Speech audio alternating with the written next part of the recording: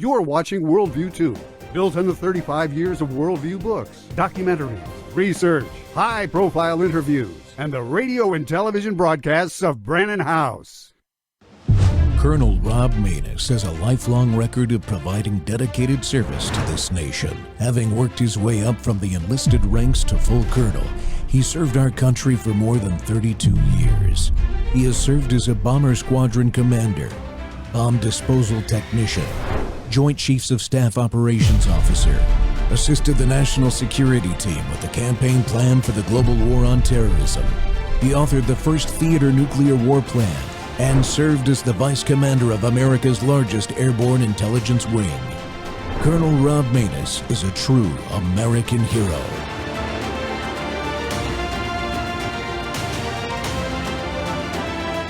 This is Rob Maness Live. Coach, though, is to use AI to look for it, right? Can you give us a sneak peek of how you'll find waste, fraud, and abuse that has escaped others? I think that advanced computing and the use of data in de-siloing, there's a problem where you have sort of non-technical discussions about the use of AI to sort of fetishize, one tool. But I would say the broad use of technology improvements across the federal government are not only going to be important, I think is necessary in order to actually get the job done. Right now, for example, you think about the data silos. You got to compare whether or not you have excess spending or waste, fraud, abuse by comparing different databases. Often you can't do that because that information is siloed in different houses, in different parts of the federal bureaucracy that don't talk to each other, that don't even operate on the same kind of code, that don't operate even according to some of the same enterprise systems. So in some sense, I'm resisting the AI illusion, not because I don't think AI can be useful. Of course it can. Not to fetishize it, but what are some other... a lot lower hanging fruit. Yeah, what's an example of another technological tool that you have your eye on? I would say even using synchronous systems, right? Actually the same kinds of software that can talk to be compatible with other kinds of software that are being used in a part of the federal government that's working on a similar problem, but because it's in a different silo, isn't even using compatible software. You have COBOL on mainframes is basically the norm in a lot of the federal government today. And, maybe overstating the case on that, but not by a lot. And so I do think that a basic modernization of the software, of the technology, of the rails on which the federal government's information actually flows, that's low-hanging fruit that I don't care if you're a Republican or a Democrat, it's going to strictly improve the effectiveness with which the taxpayer dollar is actually spent. And I do think that I'm not alone in feeling this way, and Elon's not alone in feeling this way. I think that's part of why we're seeing business leaders across the country, especially those who have dealt with the government, to step up and say, how can I actually help in this effort? And I hope that's why our success is going to be one that isn't a partisan victory, but it's something that goes beyond traditional politics to say that we're actually making government function more efficiently and effectively. And as a result, it turns out that we have to spend a lot less money. We need a lot fewer bureaucrats doing it. We restore that sense of civic accountability and revival where people feel like the government is actually responsive to them, in part because they can vote out people when they're doing a bad job, but in part because they're getting a better result as a consequence of dealing with the government. Artificial intelligence, it's a useful tool, but it's got to be properly applied. Welcome to Truth Thursday. The Rob Maness Show is live on Worldview Tube, our X Spaces simulcast, Rumble, YouTube, Truth Social Plus, Amazon Fire, Apple TV, and Roku. Those of us in the programming and computing space have long known that artificial intelligence is going to arrive in the real world for decades now, and it finally has. And so far, we see its use as a tool to make faster, more efficient, better decisions using very large data sets, especially that humans and ordinary computers struggle to manipulate and use as decision tools, like Vivek was just describing there. While these uses can seem harmless, though, and what we want, faster and more reliable decision-making, especially in government, there are some real dangers on the AI superhighway ahead of us, and we've got to identify them. We've got to plan for them. And more importantly, and I think this is probably the most important piece to the discussion where we're at right now in time and space around AI, is establish ethical frameworks to prevent harm to individual human beings, in our case, Americans, especially when you're talking about the government use. Well, my guest that's back with us today is Jeff Dornik. He's a man who stands on principle. He's not afraid to ask the hard questions. and he fights to get the truth to the American people. He's here to discuss government use of AI, and he recently wrote an op-ed for Newsweek voicing his concerns about it. Jeff's the CEO of Pickaxe, an author, a podcast host, and an independent media network creator. Jeff, welcome back to the Rob Maness Show. Hey, Rob, thanks for having me back on. It's always a blast talking to you. Yeah, I'm glad you sent me your op-ed because I've been wanting to have a good discussion with somebody that is deeply involved in programming, the way things are done today, but also has a background in ethics and logic, because this space, this AI space, I think a lot of people have a lot of different views of what AI is, but most people don't have a clue, and they don't know what it is not. Yeah, it's a really good point, and I think that the way that I try to look at it is I always try to take a step back and look at everything from the big picture. Like, okay, so what's actually going on?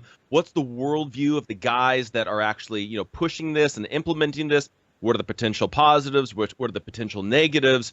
And I think just like with almost any kind of technology, there are so many positives that could come from artificial intelligence, from breakthroughs medically to overcoming all the bioweapons that are coming out of Wuhan, China, and like there's so many different potentials that we could use artificial intelligence to accomplish.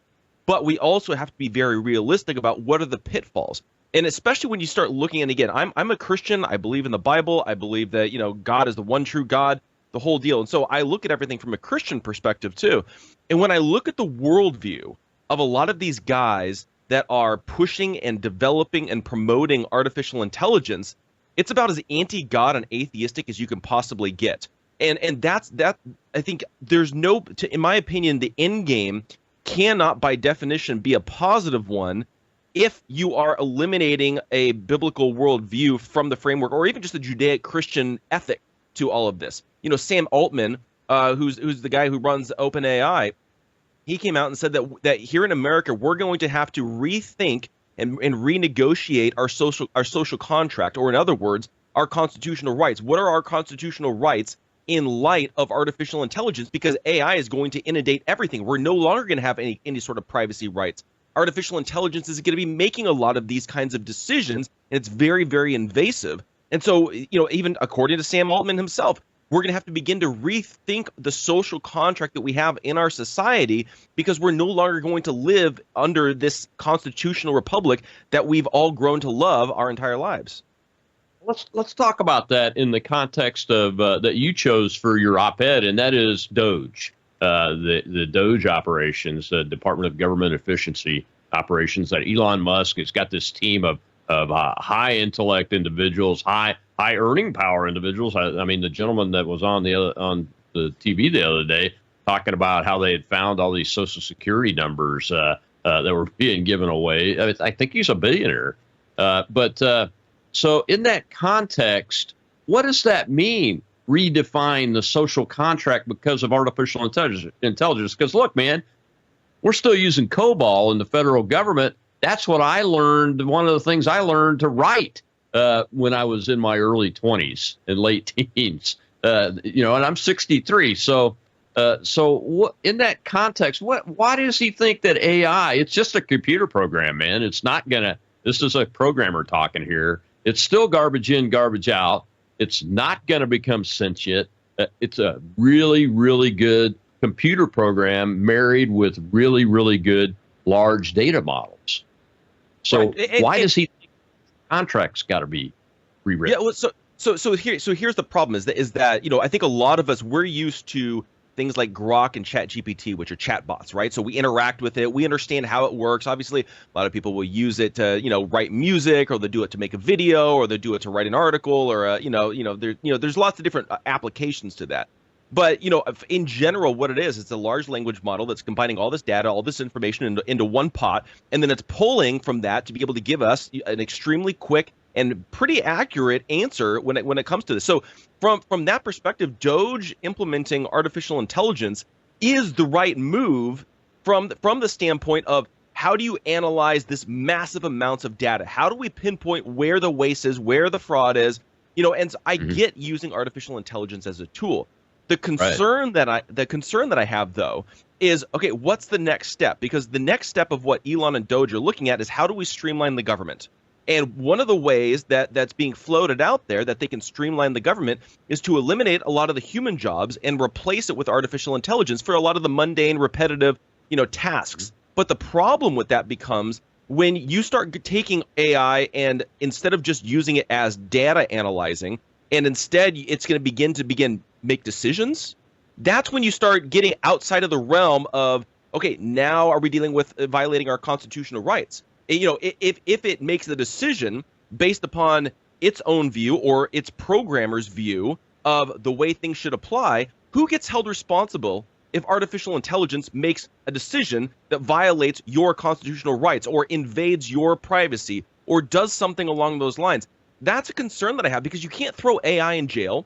It's going to be very convoluted to try to challenge the coding in courts. You really think a judge is going to understand the background coding of a large language model, artificial intelligence structure, the whole, it will be almost impossible to truly challenge. So when you look at it from that perspective, as you said, the AI is only as good as its programmer. It's only, like garbage in, garbage out. Now, right now, you could make the argument Elon Musk and Donald Trump will make a very neutral artificial intelligence that won't be biased and all that. What happens if Gavin Newsom wins in 2028? Then he's going to bring in his own programmers from out here in communist California where I live that I'm sure are all flaming lefties. What's going to happen then when they start using artificial intelligence to push things like Black Lives Matter and critical race theory and transgenderism and pro-LGBTQ and all these issues? It can be weaponized against us, and that's why I think we have to be very careful about applying this kind of a technology under a friendly presidency, because the same kind of technology that we could use for good can be used for catastrophic harm if the wrong person gets into office. Yeah, and look, you shouldn't trust Elon Musk and Donald Trump with this either, quite honestly. I mean, Elon Musk talks about his neural network being fully integrated into the human body, and I've heard him speak about AI being integrated into that and creating a superhuman race. I don't know that I totally agree with that concept, quite honestly. And if he's working on that as part of the government, then as a taxpayer, I demand to see all of the layers of that work output and have a voice speaking for me in how that works ethically and logically and interacts with our society and human beings. And don't you think? Yeah, no, it's a very good point. And I think one of the other concerns that I've heard a lot of people talk about when it comes to Elon and his use of AI and the large language model that he's using with Doge right now is, obviously our government owns the data that's being funneled into this AI. But who owns the AI? I haven't seen any confirmation that he licensed it to the government and that's the government's property. This AI, is it his that he's licensing to use with permission? But while he's given all the data back, is the AI that learned all the data staying within his control? And that's a concern when he has so many government contracts with our enemies. He's doing business in China and other countries as well. And I don't think that Elon's going to go around and he's trying to be a sinister villain and take our information and give it somewhere else. But it's also a security risk when you have somebody with so many different ties, with so many different countries and organizations and corporations. What are we doing with this data? How do we protect our data? Not just us individually, but us as a government and our government secrets and our IRS and our Treasury Department. And you just go through all that whole list. There's definitely a lot of security concerns that we have with that, and also the potential for, if this falls into the wrong hands, that it becomes weaponized against us in any number of ways. Oh, absolutely. One of the questions I have is the AI being used with the Doge? Is that a Elon Musk Grok platform type AI that he's disconnected from the public and allowing the government to use it? I mean, you talked about licensing and those kind of things, but that software, I think, is open architecture and open source, and he's made that public. So the risk of adversaries getting into it is already there. I mean, they're inside. They are. The moment he opened up his platform and all of that software, they're in. Yeah. Well, what's really interesting is I was talking with a cybersecurity expert over the last week or so, And I forget if it was public or private, because I've been on shows and in events and all that kind of stuff. So I won't say who it was.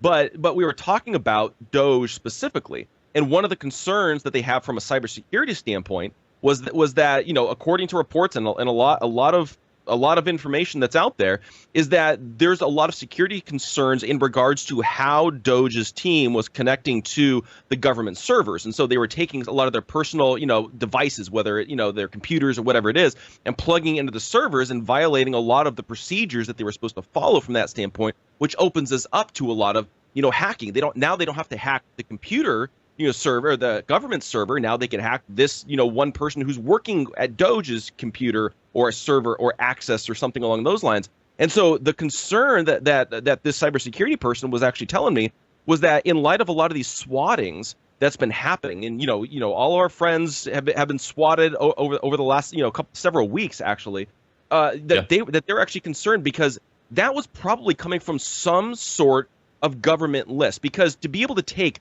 all these social media accounts, some of them under pseudonyms, some of them under public names, and then you're able to access that back to the person's name, the person's address, and also their extended family members, because a lot of their family members are now being targeted as well.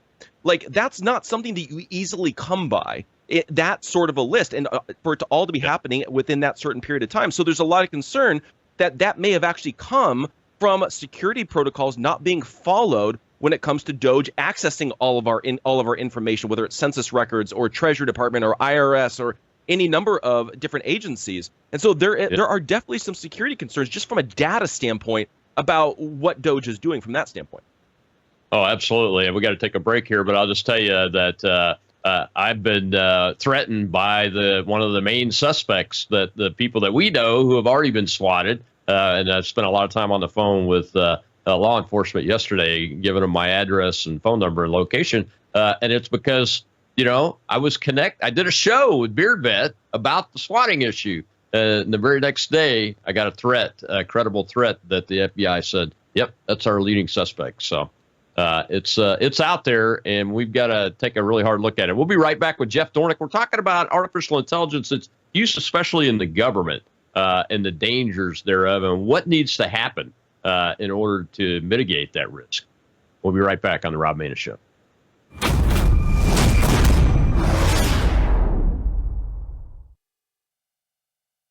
But with Brandon, it's always cutting edge stuff happening in the world, and it's not just from the political angle, because you can get that on other platforms, but it's always from the biblical angle. So you're dealing with a guy that loves Jesus, you're dealing with a guy that's very intelligent, you're dealing with a guy that is cutting edge conservatism, and you're dealing with a guy that wants to be biblical all at the same time.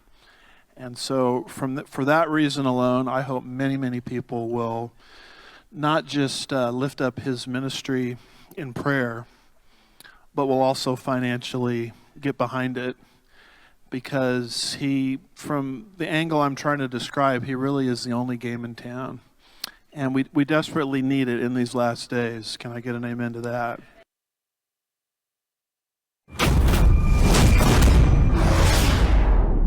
Well, we're really excited, and I just want to say, the American people are very excited about President Trump, Elon Musk, trying to get the federal spending under control. So I just want to say that off the bat.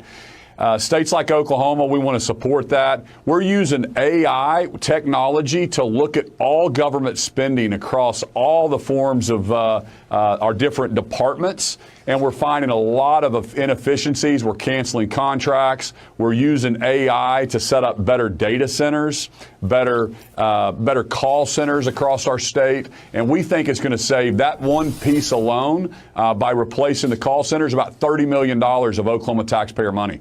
We've canceled a lot of PR contracts. We've seen some waste and some different inefficiencies all across the state government. I've gotten rid of about 1,000 vehicles that literally, they weren't being driven. So just common sense stuff. We're not changing services to the citizens of Oklahoma. We're just being more efficient with taxpayer dollars. And I think as the businessman governor, that's what Oklahomans ask me to do, to put a fresh set of eyes on all this government spending. And government's too big. It's too out of control, especially at the federal level. But the states need to come together and give Elon some information on how we can reduce the federal spending that comes to the states. So that's the other thing Oklahoma's going to do is give Elon a report and President Trump to say, hey, here's 20, here's 30% of the federal dollars that flow into the state. And if we extrapolate that over all 50 states, that's another $1 trillion worth of savings.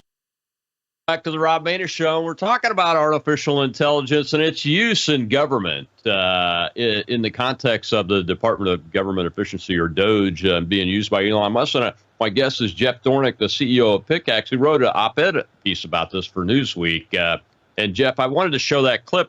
It's the governor of Oklahoma, and all the government guys, they love this AI thing, man. And everything he said there, he's using it as a tool to look at large data sets, to find issues with them, essentially, like the 1,000 vehicles that weren't being driven. That's obviously in a data set that they use the AI tool to look at it and do an analysis of it. I'm okay with all of that as long as somebody's watching it, somebody being a human being, not my computer or my phone or whatever. I think I'm okay with that, but you had a little anecdote in your article that I wanted to ask you about the potential to use AI to manage government building contracts and government building issues, which is billions and billions of dollars. I think we've seen a lot of dollar figures out of the GSA, Government Services Administration, that manages the real estate, the infrastructure, and those kind of things. But the AI would actually be like a chat bot making decisions about this kind of stuff. That gets me to thinking, making decisions, is it going to be turned on and let loose? Will there be controls over it? Will somebody monitor this? What are we talking about there, really? Yeah, well, see, and that's the problem. That's what I was saying before. It's like when you go from just analyzing data, I'm all for that from that standpoint. But when you start going to allowing a chatbot or an AI to actually make decisions that impact American citizens, now, again, I go back to this idea of what recourse do we have? Because, we've all seen how the government has been weaponized against conservative groups and Christian groups and all of that. And again, I'm not making any kind of allegation or accusation against anybody in the Trump administration that would weaponize it. But the potential is still there to use this kind of technology to weaponize it. And again, what kind of recourse would you have if you take the human element out of the decision making? Because it's like, okay, let's say that you have, like my good friend is Pastor Kim Peters, who runs the Church of Planned Parenthood, right? And they've got this nonprofit organization. They go around and they hold church services outside of Planned Parenthoods. They protest. They're very controversial, right? So now all of a sudden, let's say that they want to do something or work in conjunction with the government or get a permit or whatever it is, and we turn that over to streamline it as an AI chatbot, and the chatbot's like, yeah, well, you know what, you've been getting in trouble a little bit because the police have been asking you guys to leave or doing X, Y, and Z. You guys have been causing a little bit of trouble here. We're not going to get this approved. Now that's a violation of their constitutional rights, but also on the flip side, who do you hold responsible for violating those rights? Like, that's the problem that we run into when it comes to using these sort of chatbots. But I kind of want to throw it back really quick to what the that video clip that you were sharing, because I think that there's a lot of Republicans that are jumping on this Doge bandwagon. And again, I'm all for exposing the fraud and the waste and the wasteful spending and all of this. But this is all things that Congress should have been dealing with. This is all things that your state legislators should have been dealing with for years, if not decades, and they haven't. And all of a sudden, Elon comes along. It's like, oh my gosh, look at what Elon Musk is doing. He's saving us all money. Well, how did we get here? So to a certain degree, what Doge is doing is actually treating the symptoms and not the root problems. It's not dealing with the process of how we got to this point with all this wasteful spending, all this fraud. I'm working on a project right now on working on government contracts and all that kind of stuff, a little bit of like advising and things like that. And it's really eye-opening when you start to dive into the process and how many steps there are and how many different ways it is to easily get money out of the government. And if all we do is just expose the fraud and the waste, but we don't deal with those step-by-step problems and corruption, it's like we're just going to be in this mess again in 5 years when Elon Musk is no longer the head of Doge. Oh, yeah. And you haven't even gotten into the political part of it. We have a great auditor here in Mississippi. His name's Shad White. He's an Air Force JAG in the reserves, I think. I met him about a year ago. And great individual, really conscientious about his job, finds all kinds of money. You know, he calls his guys the Mississippi Doge machine, you know. And but the state Senate, which is also run by Republicans, tried to zero out his budget and pass a law limiting or almost eliminating his ability to go out and find fraud, waste, and abuse, because they don't like the fact that he's finding all this loose money running around. Just as much as a lot of the establishment Republicans don't like the fact that Elon Musk is doing it up at the federal level. Yeah, well, it's a great point, and the thing is that I got a lot of flack for this. But, you know, in the whole thing with the continuing resolution, I ended up supporting, you know, Thomas Massie and his decision not to support the continuing resolution, because both he and Rand Paul, they made a very, you know, in my opinion, a very important point. We have Elon Musk running around with Doge, exposing all this waste, all this fraud, and saying, like, and on the Doge website, it shows how much money we're saving the taxpayers. But if Congress just reauthorizes the same funds to go towards all these programs, what is the point of Doge? We're not actually saving anybody any money. And so with that continuing resolution, even Senator Rand Paul, he introduced an amendment in order to say, okay, cool, we'll do a continuing resolution as long as we cut all the spending that Doge has exposed. And that got shut down. And so I'm just sitting here and I'm like, okay, so we're doing all this work, but then Congress isn't doing its job in cutting the spending because they control the purse strings. So what like this is what's frustrating is it's like Doge and Elon, they're exposing all this kind of stuff, but then our elected officials aren't actually doing their job, and they haven't been doing their job. At what point are our elected officials actually going to do their job and cut spending and get rid of all this waste?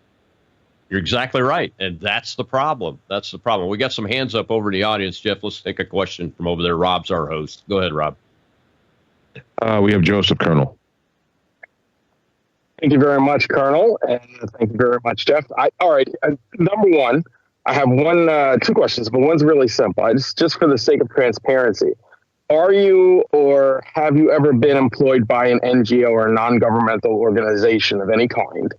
And then the second one is this idea of Doge and what it's doing and everything and separating it out. I agree with you, but my question is this. What would be your proposal to do? Because if they hadn't done what they had done the way they did it, we'd be nowhere and we'd have no information, because the Congress, as we see, is not interested in fixing the problem and may very well never be interested in fixing the problem unless we force them to do so. Yeah.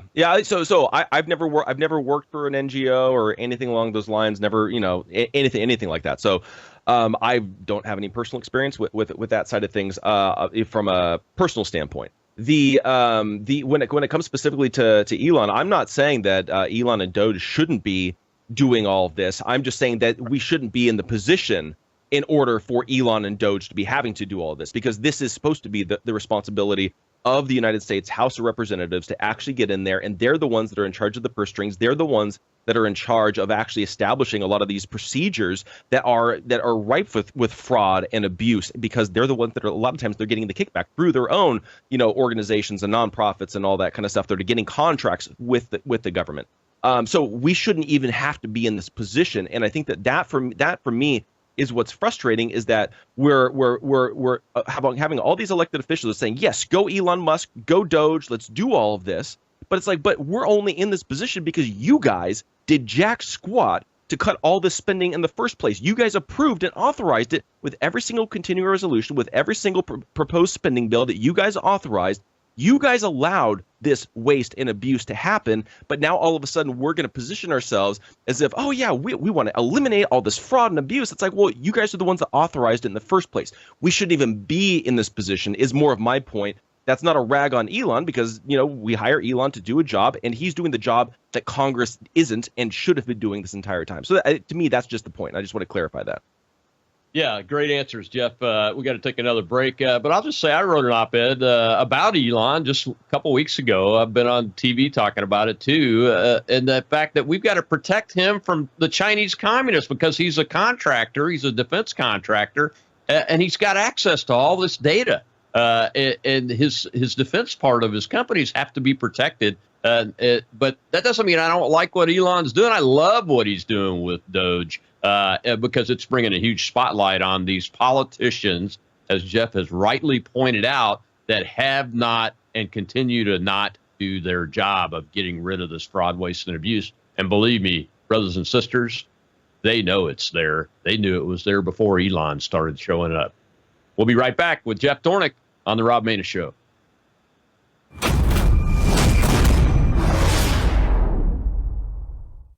Hello, I'm Brandon House. Would you like to gain access to over 20 years of my radio shows, TV shows, my books? I've written 15 books, and most of those books are ebooks now. And we have conference DVDs, conferences where we filmed our conferences at the Ozarks, literally starting 20 years ago. It's all available in our archived vault. All you have to do is go to worldviewtube.com/vault, worldviewtube.com/vault, and for a reasonable monthly fee, you gain access to over 20 years of Christian worldview programming, news, information, books, documentaries, and a powerful search engine. And folks, it's a great way not only to educate yourself, equip yourself, but it's a big way that you can help fund our continuation as a broadcast network. Please check it out.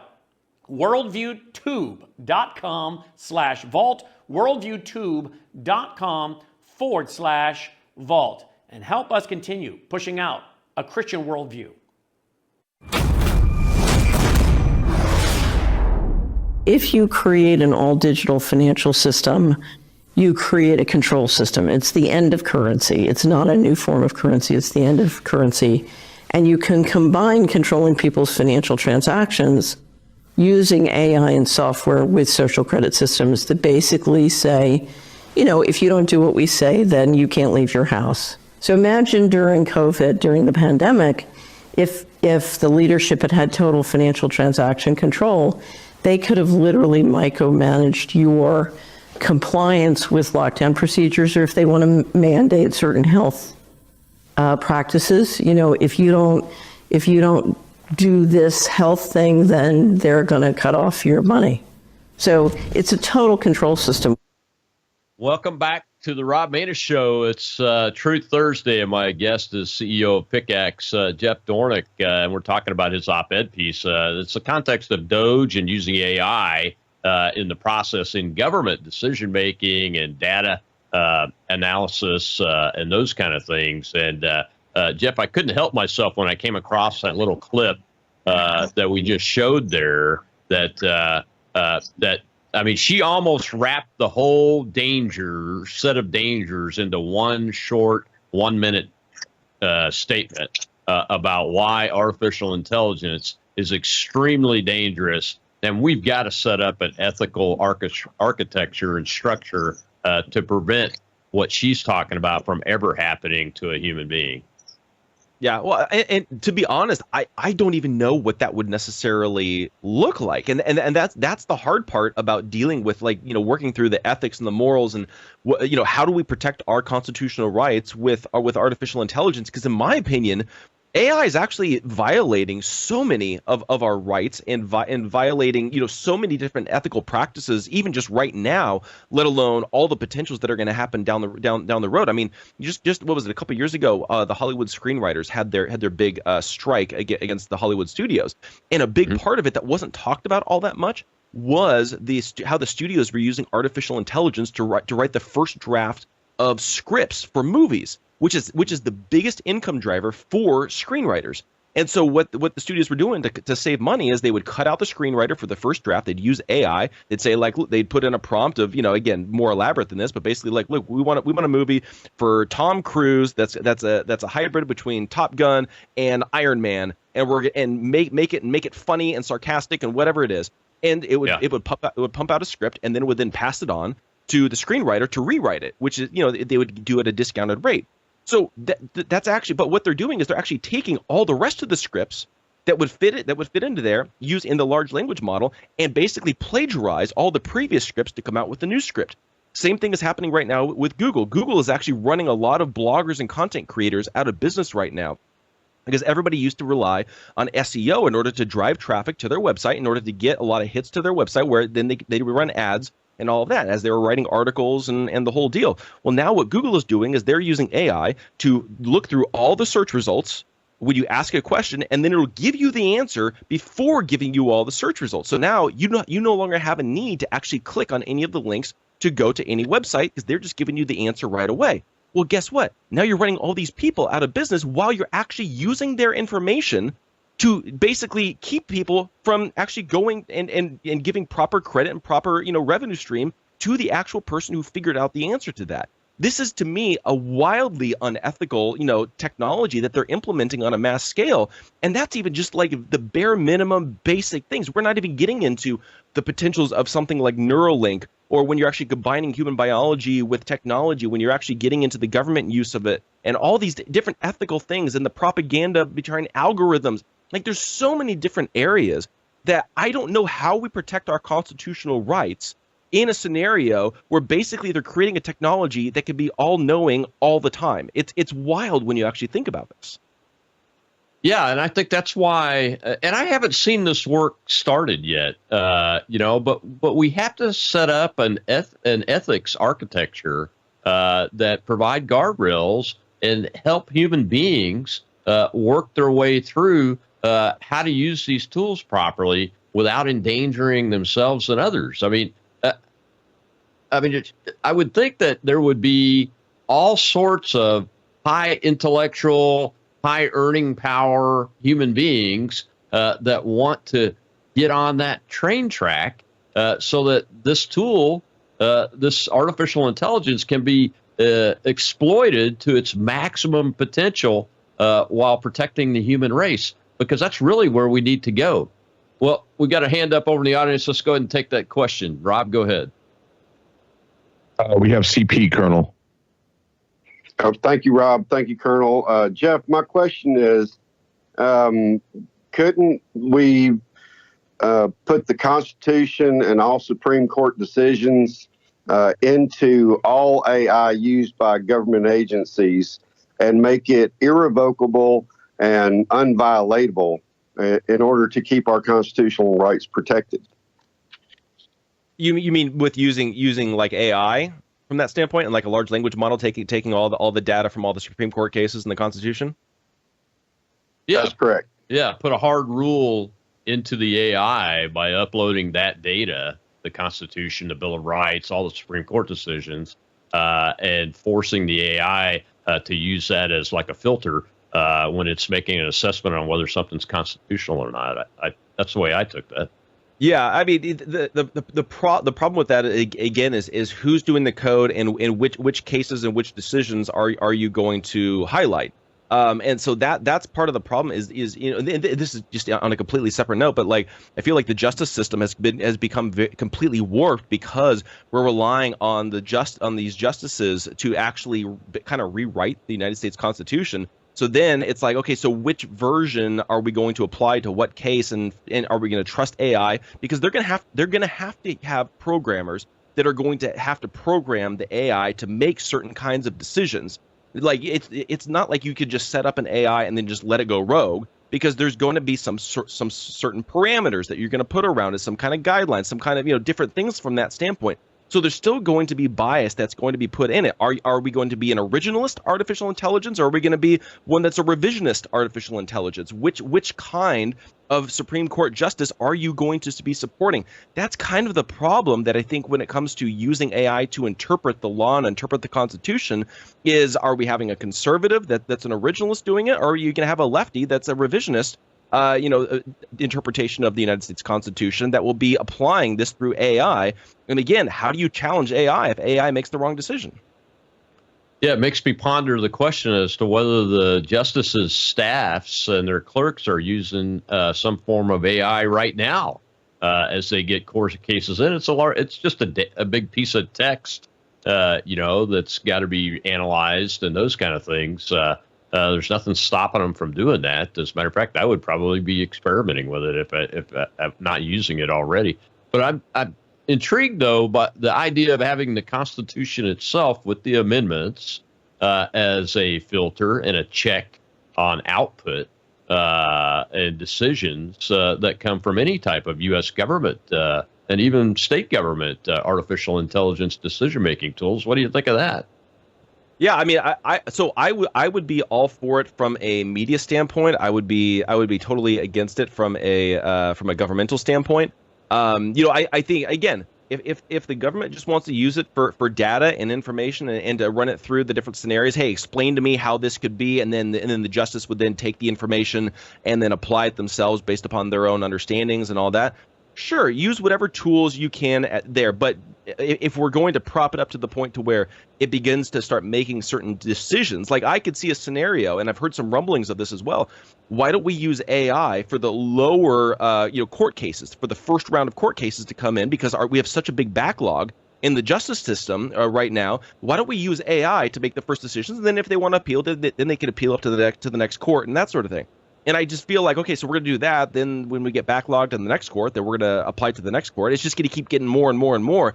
I don't like the idea of AI making decisions. Use it as a tool, use it as a resource, but as soon as it starts making decisions, that's when, in my opinion, you start to violate people's rights.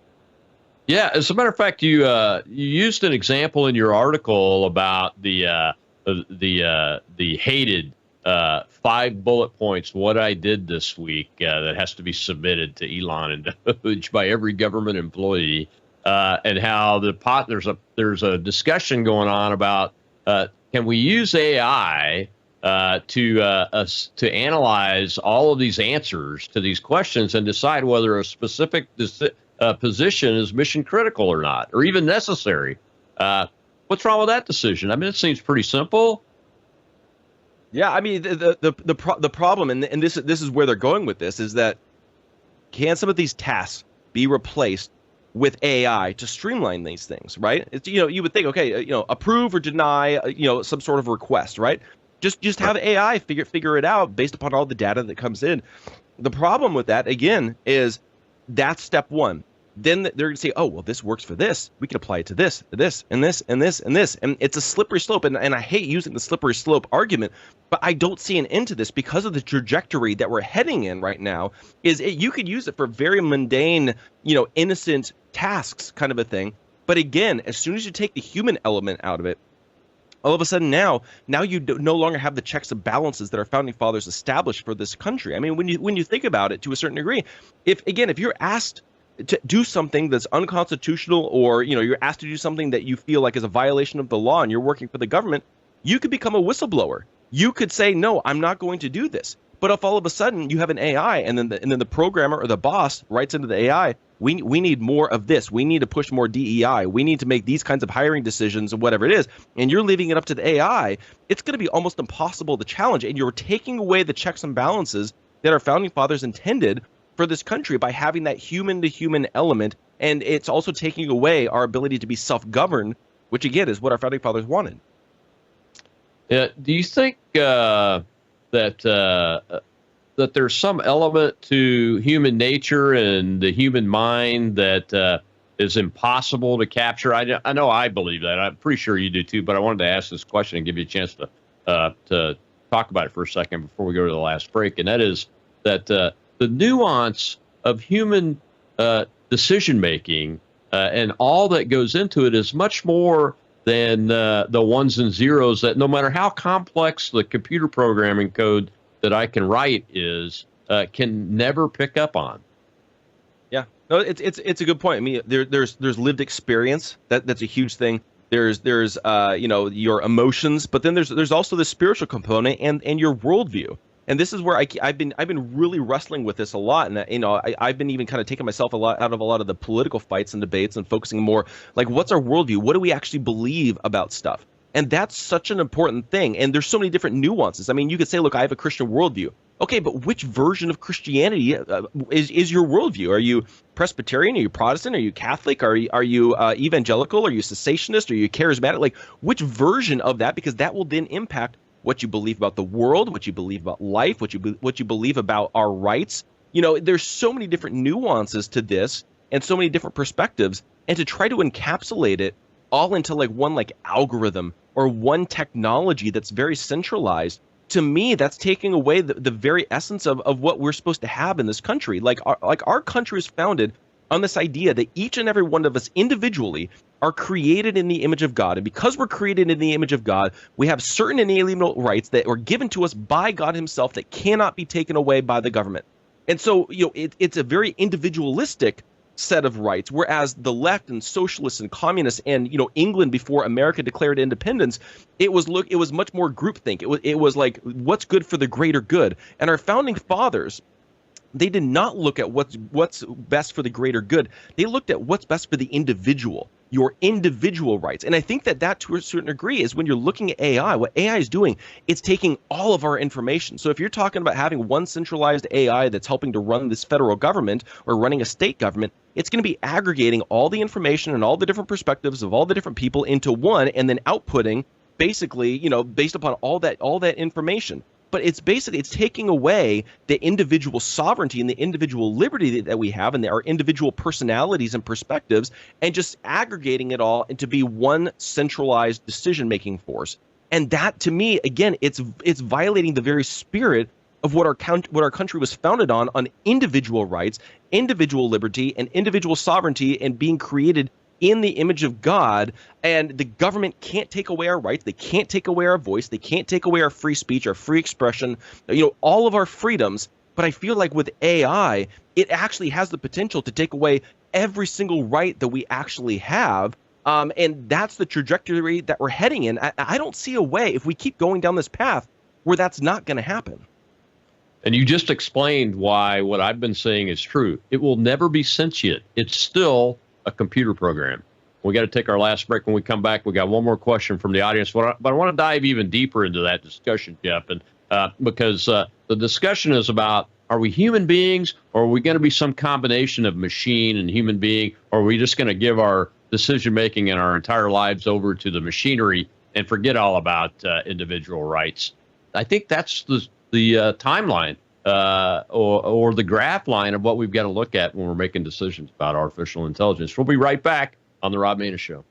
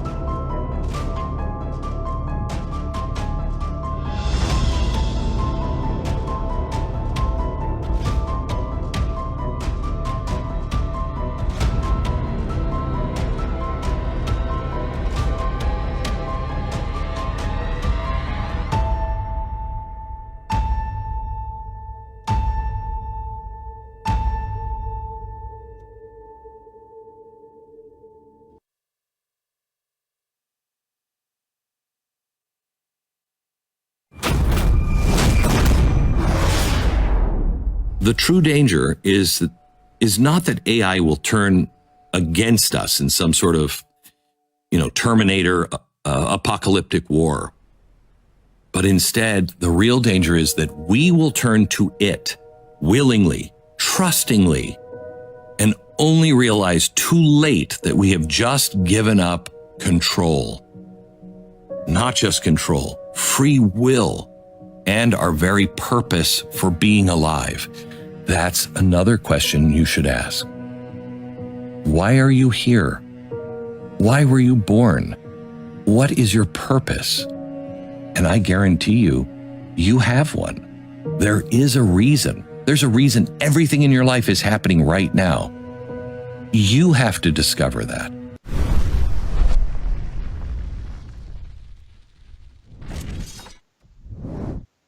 Welcome back to the Rob Maness Show. And we're talking about artificial intelligence and its use in government, but it goes beyond government.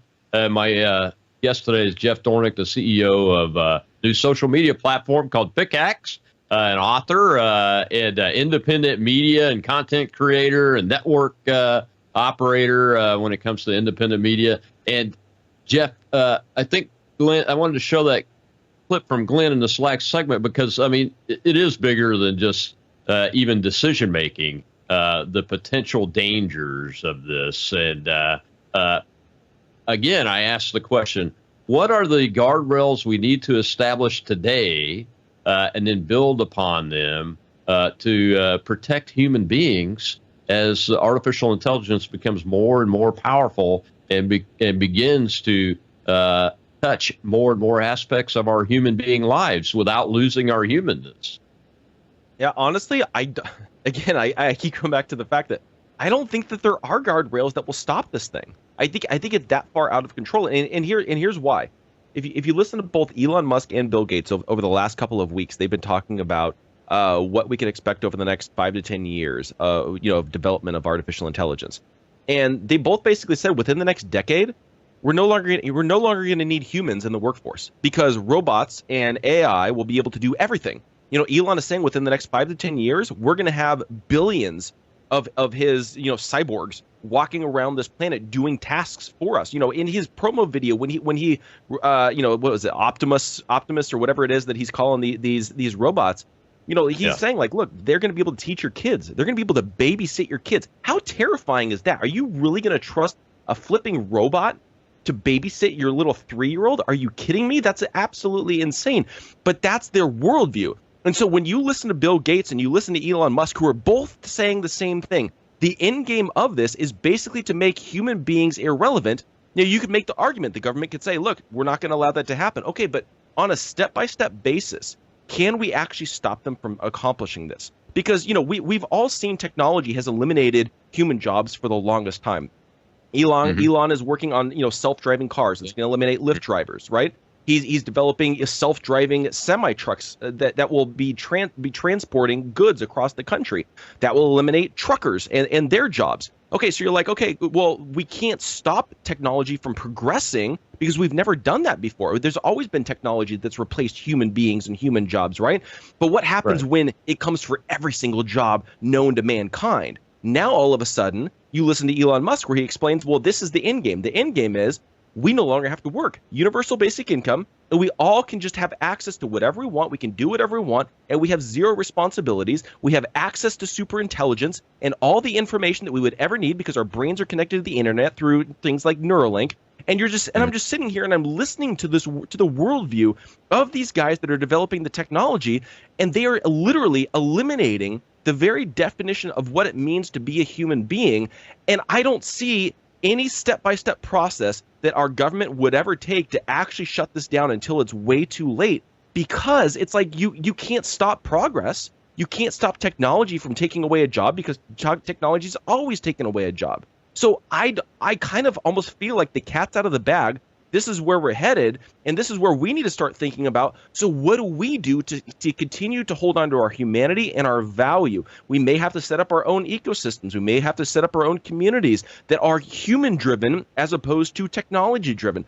That's what I'm trying to do with Pickaxe as well, is having a platform where we're using technology, but having it very human-centered, as opposed to all the rest of the platforms. They're looking to take our information and our data and what makes us human, and then funnel that into their technology and artificial intelligence, which only centralizes the power even more. And we need to start thinking like that now. How do we keep our humanity in a world where these multi-billionaire oligarchs are going to centralize and have all the power over every single one of us, eliminate all of our jobs, and eliminate every single definition of what it means to be a human being? How do we live in a society like that? Because I don't see the government stepping in and stopping this at all whatsoever. Yeah, the government's not going to step in at all on this. I mean, it's up to us, just like everything else in this country. Benjamin Franklin was famous for starting societal organizations to deal with problems. That's where the post office, for the fire department, all those concepts came from. was not out of government. It was out of people coming together and addressing issues. And this is one of them. That's the approach we've got to use, because the government's not any good at this. Every time they've tried it, they've failed. Well, we got one more question in the audience. Let's go ahead and take it. Go ahead, Rob. Colonel, we have Webb. Thanks, Rob. Thank you, Colonel. And thank you, Jeff. I think the only feasible guardrail that I can even come up with is the repulsiveness of something like what you're talking about. The future that you're talking about represents to folks like myself and the rest of the people in the audience here to push back. And my worry is that they come up with a better reasoning AI that is specific to the executive method for decision making, so that they can then make.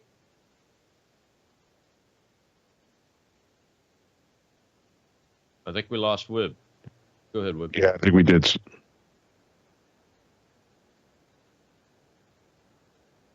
Yeah, I think we lost him before the question got out even. Isn't technology wonderful? He's in the Matrix, Colonel. Technology's wonderful. This is a prime example, Jeff, that you cannot rely solely on technology. We can't be in a system that's developed that where the human being becomes irrelevant. That's where I think the line has to be drawn. You touched on it a couple of seconds ago. We cannot allow ourselves to become irrelevant. I mean, you look at all the science fiction writings that are out there, and science fiction tends to, by and large, become fact eventually in reality. Eventually is what we've seen in our experience here on the human planet of Earth and everything.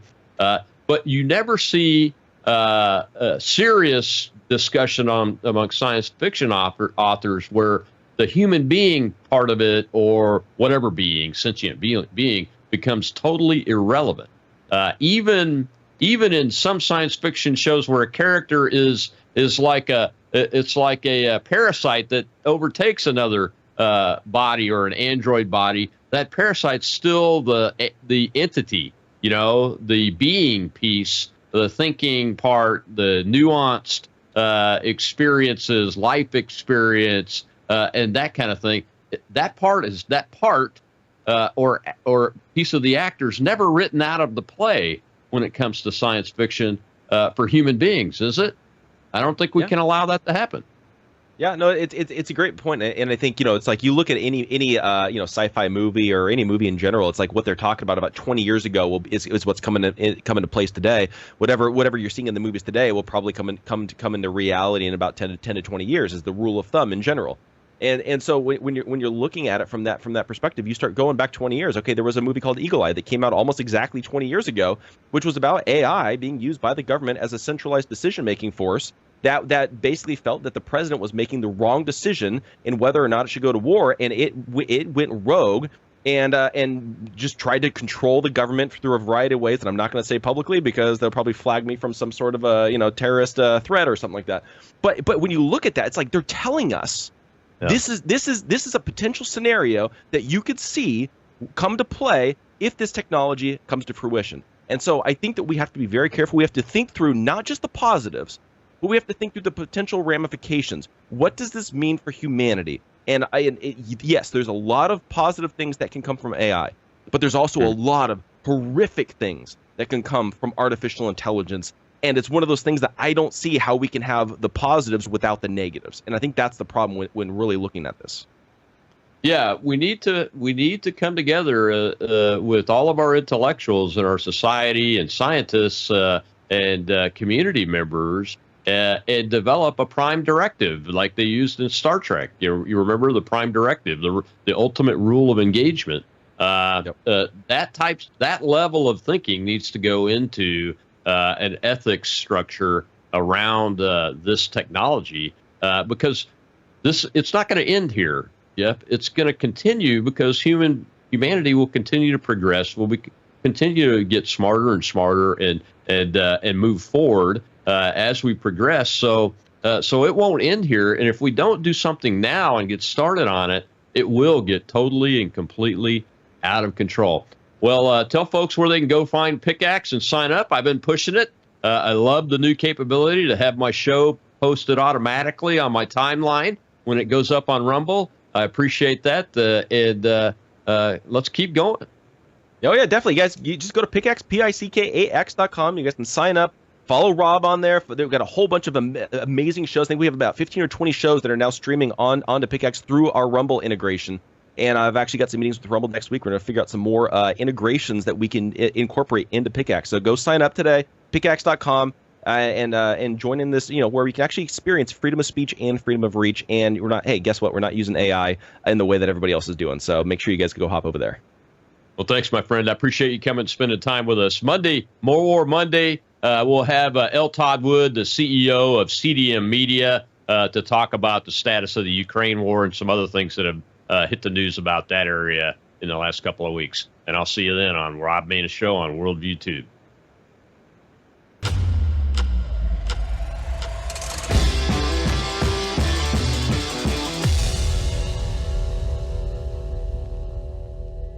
You're watching Worldview 2, built on the 35 years of Worldview books, documentaries, research, high-profile